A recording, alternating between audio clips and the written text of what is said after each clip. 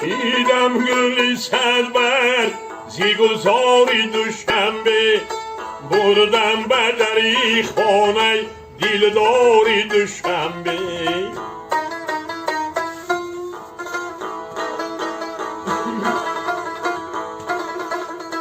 بر هر طرف می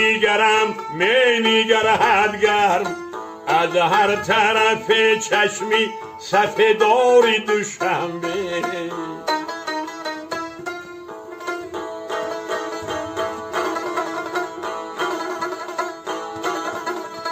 هر سایه‌ای به منظر هم سایه‌ای من نیست هم سایه‌ای من سایه دیواری دوشنبه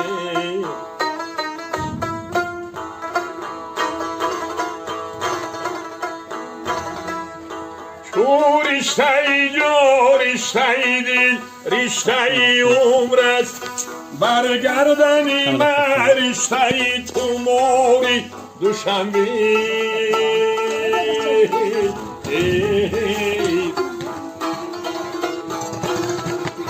برگردنی من رشته‌ای تو موری دوشنبه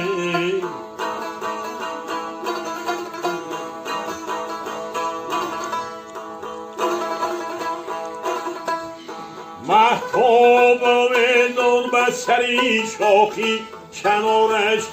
فانوسی شبی شاعری بیداری دوشنبه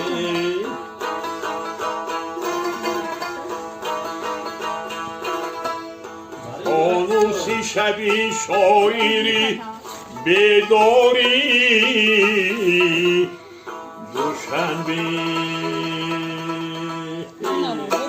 سلام باید باشید بنابراین کارتون تیه خلاف همه فرزندان را شخص آمد بیارد الله اکبر